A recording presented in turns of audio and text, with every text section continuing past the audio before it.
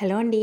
Welcome to my channel Suma cooking. ఈరోజు recipe వచ్చేసి డోక్లా. డోక్లా అంటే ఎంతమందికి ఇష్టమో కామెంట్ చేసేయండి.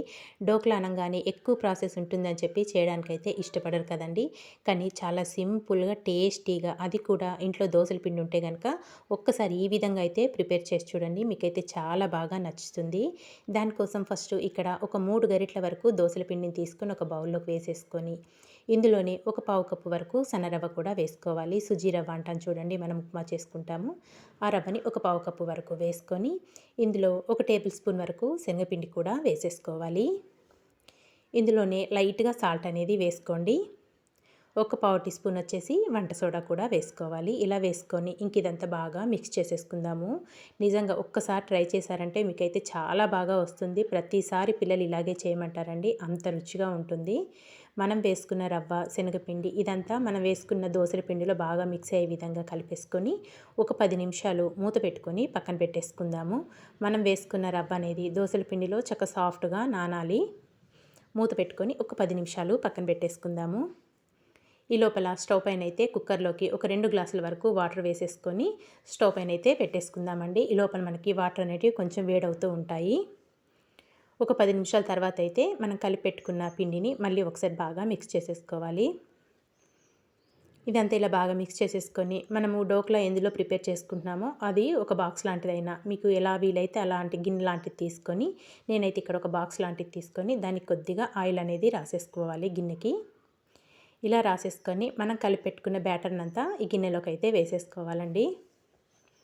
ఎక్కువ టైం కూడా పట్టదు, మనకి చక్కగా క్విక్గా అయిపోతుంది. మనం కలిపెట్టుకున్న పిండిని అంతా ఇలా వేసేసుకొని దీన్ని ఒకసారి ట్యాప్ చేసేసుకోవాలి.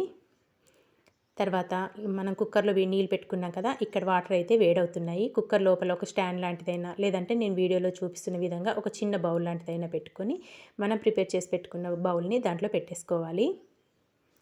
ఇలా పెట్టుకొని కుక్కర్ మూత పెట్టేసుకొని విజిల్ పెట్టుకోకుండా ఒక 10 నుంచి 12 నిమిషాల వరకు కుక్ చేసుకోవాలి. ఒక 12 నిమిషాల తర్వాత అయితే మీకు మూత తీసి చూపిస్తున్నాను. చూసారు కదా, ఇక్కడైతే చక్కగా సాఫ్ట్గా కుక్ అయిపోయిందండి మన డోక్లా అనేది. మన కుక్ అయిందో లేదో చూసుకోవడానికి ఒక టూత్పిక్తోనైతే చూసుకోవాలి. మనకి కొంచెం పచ్చిదనం ఏమీ అంటకపోతే మనకి కుక్ అయిపోయినట్టేనండి. ఇక్కడైతే చక్కగా కుక్ అయిపోయింది. ఇది గిన్నెని తీసుకొని పక్కన పెట్టేసుకొని ఇంకా స్టవ్ ఆఫ్ చేసేసుకుందాము. ఇది కొంచెం చల్లారాలి మనకి. తర్వాత వచ్చేసి తాలింపు అనేది ప్రిపేర్ చేసుకుందాము. స్టవ్ పైన ఒక ప్యాన్ పెట్టేసుకొని కొద్దిగా ఆయిల్ వేసుకోవాలి. మీరు ఆయిల్ ప్లేస్లో నెయ్యి వేసుకున్నా కానీ చాలా బాగుంటుందండి. ఆయిల్ వేసుకొని ఆయిల్ కొంచెం వేడయ్యాక దీంట్లో ఒక పావు టీ స్పూన్ ఆవాలు, ఒక పావు టీ స్పూన్ జీలకర్ర, సన్నగా కట్ చేసుకున్న పచ్చిమిర్చి ముక్కలు ఒక 2 నుంచి 3 వరకు సన్నగా పచ్చిమిర్చి కట్ చేసుకొని వేసేసుకోవాలి. ఇందులోనే కొద్దిగా కరివేపాకు కూడా వేసేసుకొని ఈ తాలింపు అనేది బాగా ఫ్రై చేసుకోవాలి. తాలింపు ఇలా బాగా ఫ్రై అయిపోయాక ఇప్పుడు దీంట్లో ఒక చిన్న గ్లాస్ వరకు వాటర్ యాడ్ చేసుకోవాలి. ఒక చిన్న గ్లాస్ వాటర్ యాడ్ చేసుకొని దీంట్లో ఒక టేబుల్ స్పూన్ వరకు పంచదార వేసుకోండి.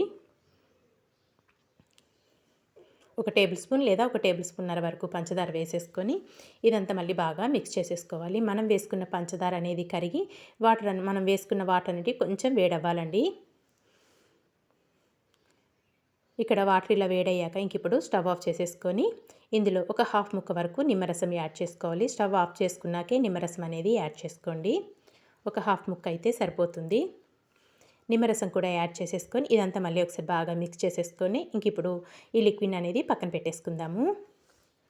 మనం ముందుగా ప్రిపేర్ చేసుకున్న డోక్లాని అయితే రివర్స్లో ఒక ప్లేట్లోకి అయితే వేసేసుకున్నాను. చక్కగా ఫ్రీగా వచ్చేస్తుంది, మనం ఆయిల్ రాసుకున్నాం కాబట్టి.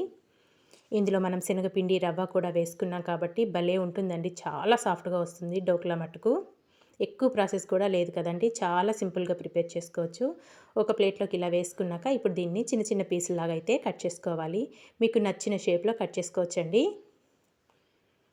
చాక్తోని ఇలా నేను చిన్న చిన్న పీసులాగా అయితే కట్ చేసేసుకుంటున్నాను. ఎంత సాఫ్ట్గా వచ్చిందంటే నిజంగా మన కేక్ మాదిరి వచ్చిందండి, చాలా సాఫ్ట్గా వచ్చింది.